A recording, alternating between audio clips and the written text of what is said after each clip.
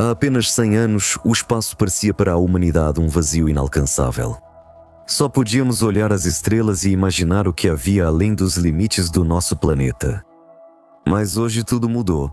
As pessoas enviam sondas até a borda do sistema solar, pousam aparelhos em planetas distantes e recebem dados de lugares onde nenhum ser humano jamais esteve. Às vezes, essas missões revelam coisas que mudam completamente nossa compreensão do universo. E algumas dessas descobertas podem parecer realmente inacreditáveis.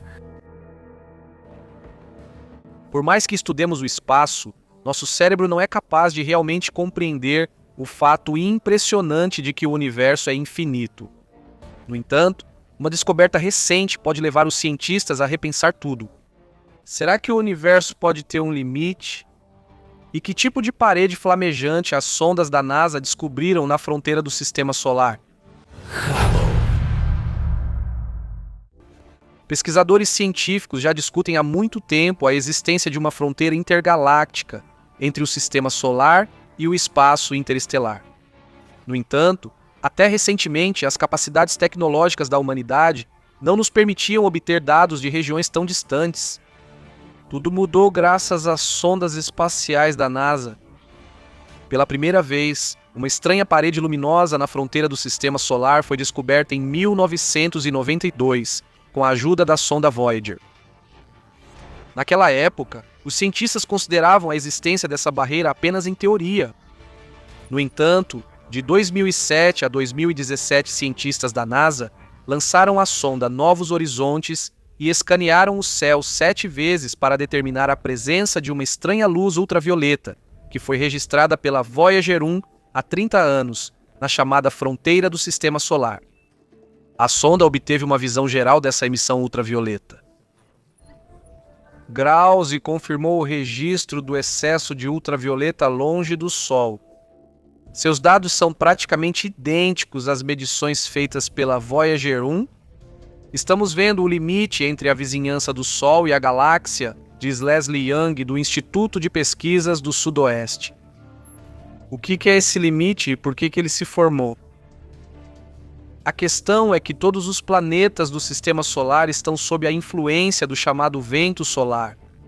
Esse é um fluxo contínuo de partículas carregadas, que são emitidas pela coroa solar e formam o plasma. É exatamente esse plasma que cria, ao redor de todo o nosso sistema, a heliosfera, em forma de uma bolha alongada. No entanto, na fronteira do sistema solar, o vento solar cessa completamente e além dela começa o espaço interestelar, que é preenchido principalmente por hidrogênio.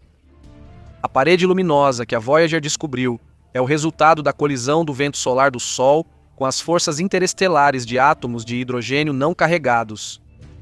Supõe-se que as heliopartículas, ao colidirem com o hidrogênio, perdem sua velocidade, a energia cinética se transforma em calor e na fronteira forma-se a chamada parede de hidrogênio, que dispersa a luz ultravioleta de uma maneira especial. Isso significa que a sonda da NASA pode literalmente bater em uma parede? Para responder a essa pergunta, vamos ver o que é essa fronteira. Oficialmente, os cientistas chamaram essa barreira de muro de fogo. Imagine que somos passageiros da Voyager olhando pela janela. Estamos localizados a 90 unidades astronômicas do Sol. O aparelho está se aproximando gradualmente da parede de hidrogênio. A primeira coisa que você vê à sua frente é a região onde o vento solar não resiste mais ao vento interestelar. Primeiro, na heliosfera surge uma onda de choque, uma região onde a velocidade do vento cai drasticamente, mas sua densidade aumenta. Graças às pesquisas da NASA, já sabemos que o campo magnético aqui tem uma estrutura estranha, parecida com uma espuma. Isso acontece porque a matéria magnetizada e pequenos objetos espaciais formam campos magnéticos locais, que podem ser comparados a bolhas. Em seguida, passamos pela bainha heliosférica. Nossa localização é de 100 unidades astronômicas. Esta é uma zona de turbulência, onde o vento solar é desacelerado e comprimido. Quando a velocidade do vento solar cair gradualmente a zero, entramos na chamada heliopausa. Aqui, a pressão do vento solar já não é capaz de afastar a matéria interestelar. Assim, O vento solar se mistura com o interestelar, e finalmente aqui está a fronteira formada pela parede de hidrogênio.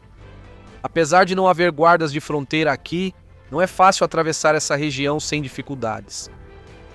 Pode-se dizer que ela lembra um verdadeiro inferno. Na parede de hidrogênio há enormes massas de plasma incandescente. De acordo com os dados da sonda espacial Voyager 2, a temperatura aqui varia de 30 a 50 mil graus Celsius. Uma parede tão quente cria uma espécie de barreira que protege nosso sistema solar e impede a passagem de cerca de 70% do vento cósmico. Isso é reconfortante, pois se essa proteção falhar em alguma circunstância, automaticamente entraremos no espaço interestelar. É muito provável que não consigamos sobreviver nessas condições devido ao alto nível de radiação. Se isso acontecesse, a vida na Terra se pareceria com cenas de filmes sobre o pós-apocalipse ou inverno nuclear. A fronteira do sistema solar é ainda mais interessante por ter área e densidade pequenas, permitindo que sondas da NASA a atravessem. A principal missão é assegurar que o equipamento resista ao plasma quente. O mesmo não vale para a Voyager 1. O equipamento dela para a transmissão de dados quebrou ao atravessar a barreira incandescente. Agora, todas as esperanças estão na Voyager 2, que, segundo informações recentes, ainda não chegou ao espaço interestelar e está presa na zona de transição. Os cientistas da NASA continuam recebendo sinais dela, mas até o momento não têm certeza se algum dia será possível para os humanos viajar através dessa barreira de plasma quente. Por enquanto, não podemos prever com certeza como a radiação interestelar afetará os passageiros da nave espacial. Mas vamos supor que nossa tecnologia tornou possível esse tipo de viagem. O que acontecerá quando passarmos através do plasma? Então, imagine que conseguimos fazer o impossível, cruzamos a fronteira e, de certa forma, entramos em uma nova realidade que já não tem mais nada a ver com a vida no sistema solar. O que vai acontecer depois? Por enquanto, só podemos especular sobre isso. Existe uma hipótese de que atrás da parede nos espera uma onda de choque em arco. Ela tem a forma de um arco esticado e se assemelha a uma onda que surge na superfície da água à frente da proa de uma embarcação em movimento. A onda em arco surgirá caso a matéria interestelar se mova em direção ao Sol em velocidade supersônica. No entanto, essa onda pode nem existir.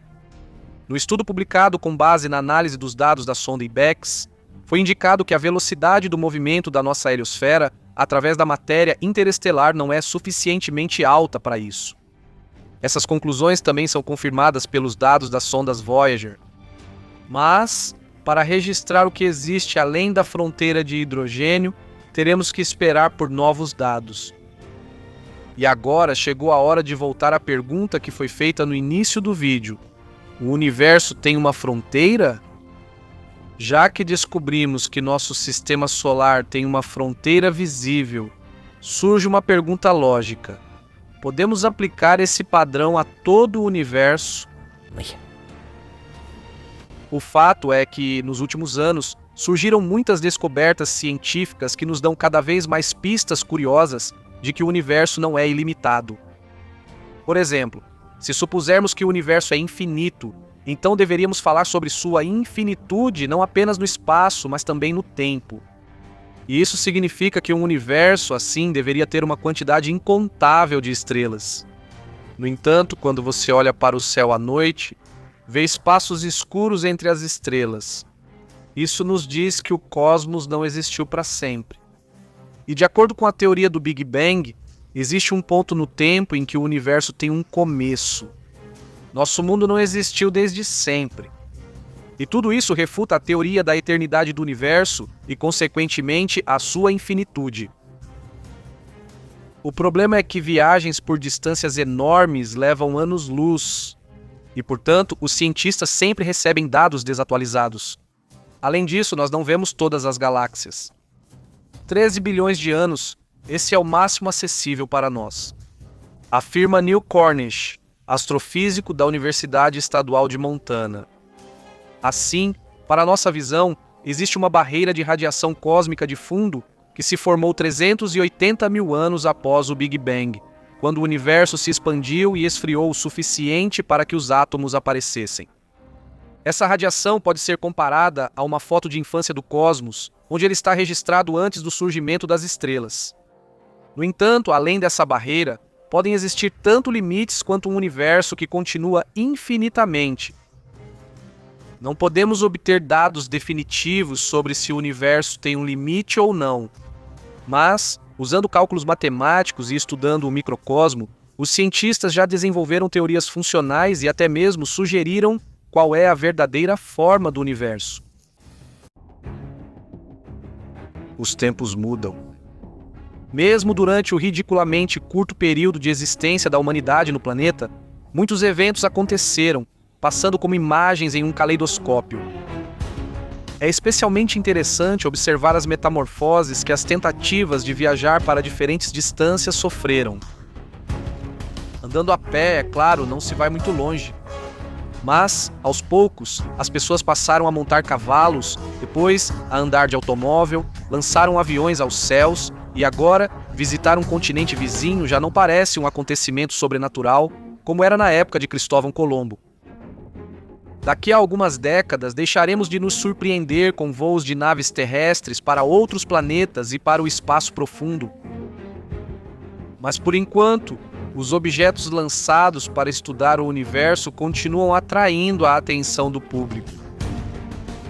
Talvez isso se deva não tanto à curiosidade natural e à sede de conhecimento, mas à esperança de que ainda encontraremos um novo lar para nós mesmos.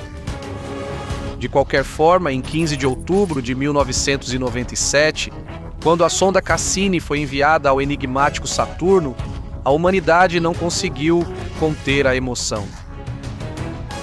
Embora o objetivo principal da nave, que levava a bordo a sonda Huygens de 320 quilos, fosse estudar o gigante com anéis, ela também passou rapidamente pelas proximidades de Vênus, Júpiter e algumas luas. Por que gastar energia com isso? É simples. Os objetos mencionados foram usados por astrônomos para uma manobra gravitacional destinada a aumentar a velocidade das estações. Então, como era a Cassini? Do que ela era composta?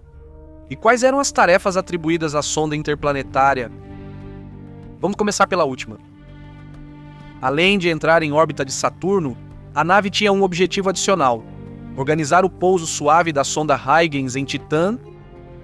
A nave cumpriu essas tarefas com excelência. Isso é evidenciado não apenas pelas pesquisas realizadas, pelas inúmeras fotos dos anéis de Saturno e do próprio planeta, mas também pelo fato de que Cassini-Huygens funcionou não por 11 anos como planejado originalmente, mas por 20 anos inteiros. Quais são os parâmetros da nave? O peso dela era de 5 toneladas e 710 quilos. Desses, como já foi mencionado, 320 foram destinados à sonda Huygens, 336 à carga útil e 3.130 quilos ao combustível. A altura da nave era de 6,7 metros e a largura de 4. O aparelho estava equipado com 2 motores principais e 16 motores auxiliares. A bordo, funcionavam 12 instrumentos supersensíveis, incluindo um sistema de câmeras, um radar potente, um magnetômetro e um espectrômetro. A avançada base de pesquisa científica e computacional permitiu que Cassini durasse muito tempo, coletando uma grande quantidade de informações valiosas e material fotográfico. O primeiro satélite artificial de Saturno enviou para a Terra 635 gigabytes de dados e 453.048 imagens, incluem imagens inéditas indisponíveis para outras sondas antes.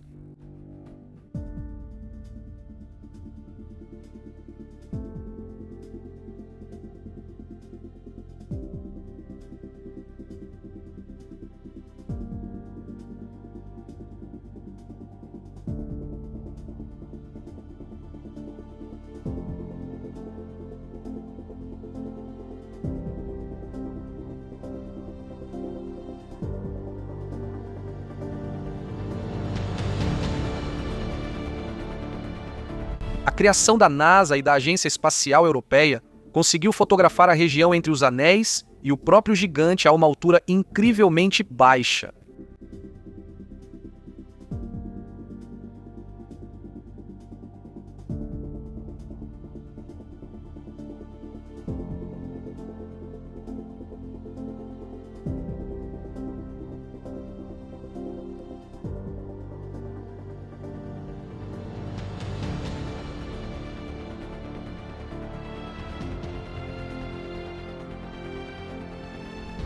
E também o impressionante furacão poligonal, que há séculos ruge em um dos polos de Saturno. Famosa é a foto do eclipse solar tirada a uma distância de 2 milhões de quilômetros. Na foto, perto do conjunto de anéis, é possível ver um pequeno ponto tênue, a nossa Terra. Mas não pense que durante a viagem até o destino final, Cassini estava em animação suspensa. A sonda registrou o asteroide Masursky e fotografou na Bielorrússia antes de retornar a Júpiter. As imagens também eram extremamente detalhadas. Detalhes de elementos com até 60 km de diâmetro. Ao passar por Titã, Cassini registrou pela primeira vez, de perto, uma formação estranha na superfície do satélite. Era um criovulcão composto de gelo de nitrogênio.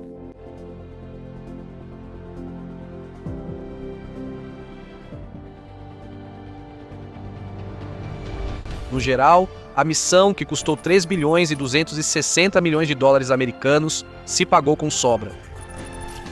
Em 30 de junho de 2004, a sonda Cassini entrou firmemente na órbita de Saturno com uma velocidade estável de 15 km por segundo. A sonda Huygens pousou na superfície de Titã um pouco depois, em 14 de janeiro de 2005. Até 2008 estavam planejadas aproximações com muitos satélites de Saturno. Rhea, Encélado, Tétis, Mimas e muitos outros. A nave fez isso com sucesso, e há provas fotográficas disso.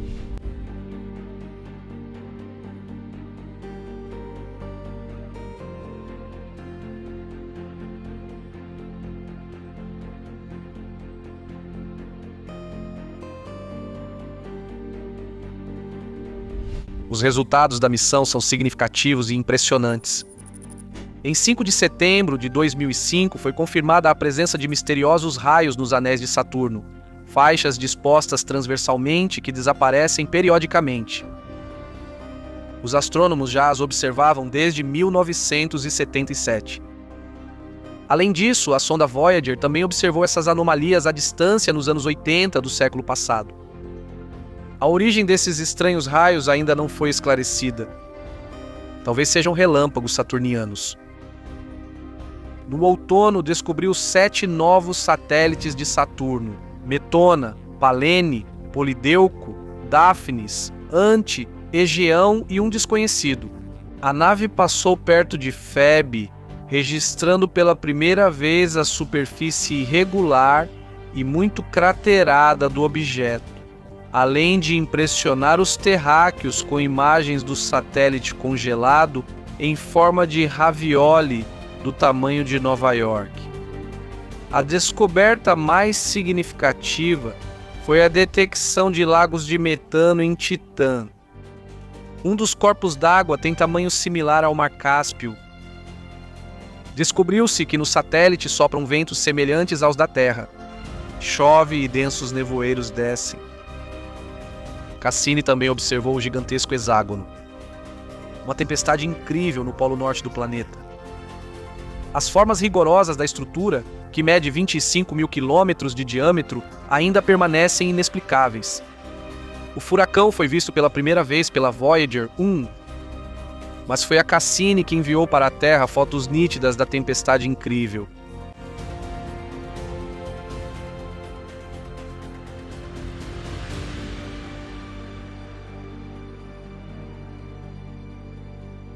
A missão foi estendida 2 vezes, mas tudo um dia chega ao fim. Por isso, em 15 de setembro de 2017, na hora do almoço, a sonda foi afundada na atmosfera de Saturno. Os últimos minutos de sua vida foram transmitidos pela Agência Espacial Americana como uma homenagem à sonda que serviu fielmente à ciência por 2 décadas. Também foi preservada a foto de despedida da Cassini, na qual está retratada a atmosfera impenetrável de Saturno. Por que a sonda terminou desse jeito? Foram consideradas várias opções para encerrar a missão. A transferência da Cassini para uma órbita alongada, assim como enviá-la em direção a Urano e Netuno. Havia uma opção bastante exótica que exigia colidir a Cassini com Mercúrio para ser realizada. Esse evento poderia ter ocorrido em 2021 e, como resultado, os astrônomos teriam conhecido Stalingrado. Marota. Mas o principal é que, graças a essa missão cara em todos os sentidos, a humanidade aprendeu mais sobre os mundos que cercam a Terra, admirou a aurora boreal no polo de Saturno e se sentiu conectada com seus anéis. Na sua opinião, qual seria o orçamento para ser o primeiro turista espacial em Marte? 10 bilhões de dólares. É exatamente com essa quantia, segundo Elon Musk, que você poderá facilmente deixar os limites do nosso imenso planeta. Mas você sabia que tem a chance de ver as belezas de Marte e ouvir como ele soa sem sair da Terra? Nos últimos anos, a humanidade avançou muito. No momento da criação deste vídeo, faz pouco mais de um mês desde que o Perseverance pousou na superfície do planeta vermelho. E os especialistas da NASA continuam recebendo as informações coletadas por ele. No dia 17 de março, a NASA publicou uma gravação de áudio feita em 7 de março, usando as informações do microfone instalado no rover, e ela dura impressionantes 16 minutos. Nós já ouvimos o som do vento marciano, e agora podemos analisar o barulho que o próprio rover faz ao se mover em Marte, onde ele percorreu pouco mais de 27 metros, e isso é realmente muito curioso porque, além do rangido das esteiras do rover marciano, a gravação também captou batidas e toques bastante interessantes. No site SoundCloud, foram disponibilizadas duas versões da gravação, uma completa e outra editada de alguns segundos, na qual ruídos externos foram filtrados. Ouça você mesmo.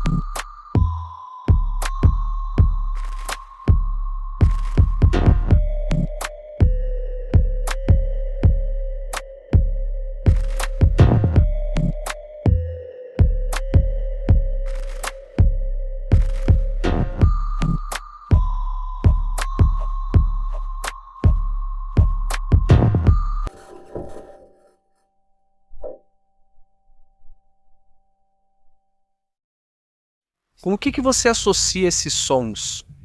Aqui ouvimos o rover marciano começando a se mover, seguido por batidas metálicas.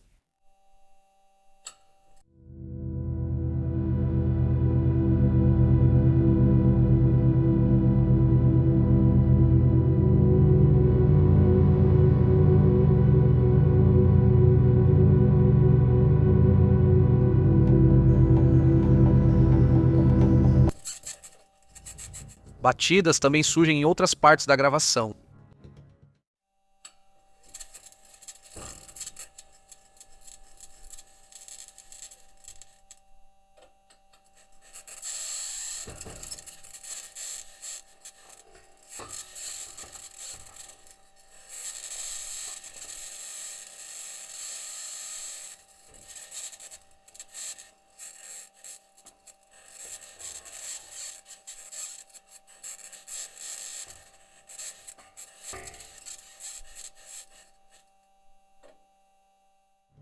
Em certos trechos, ouve-se um verdadeiro estrondo.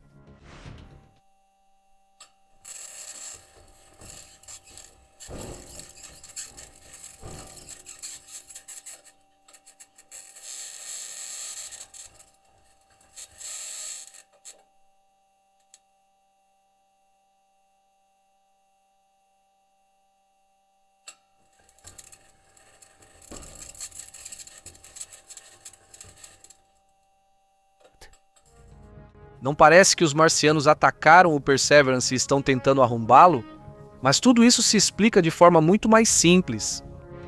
Muitas pessoas, ao verem a imagem do rover, não percebem que as rodas são de metal. Quando você anda com essas rodas sobre pedras, na verdade é muito barulhento. Comentou Vandy Verma, engenheiro sênior da NASA no sul da Califórnia e motorista do Perseverance.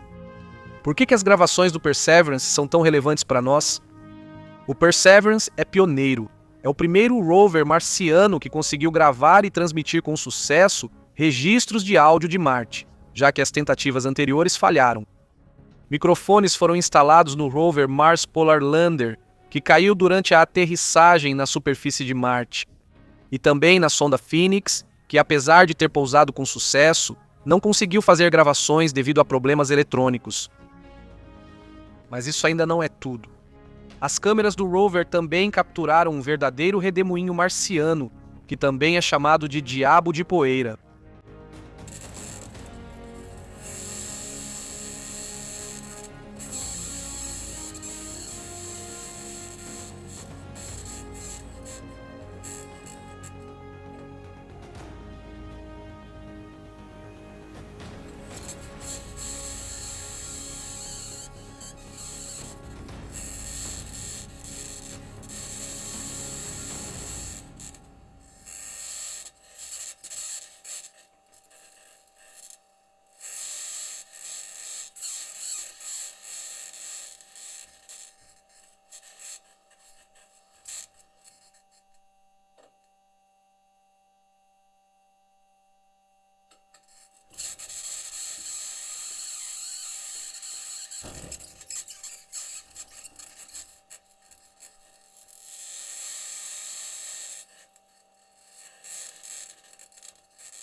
Não sabemos qual é a sua velocidade e altura, mas sabemos que os redemoinhos de poeira em Marte podem chegar a até 8 km de altura. A mecânica de sua formação é a mesma que na Terra e consiste na interação da superfície aquecida pelo Sol com correntes de ar frias e quentes acima dela. Do espaço, esses redemoinhos se parecem com isso. Impressionante, não é mesmo? O que você acha? Será que fenômenos naturais como esses em Marte podem atrapalhar a futura colonização? Escreva sua opinião nos comentários. Mas vamos voltar ao Perseverance. O Perseverance já está fazendo verdadeiros avanços, superando seus antecessores de longe. E quem sabe o que veremos e ouviremos quando as câmeras do drone Ingenuity, que ainda está carregando, forem ligadas e ele em breve começar seu voo ao redor de Marte.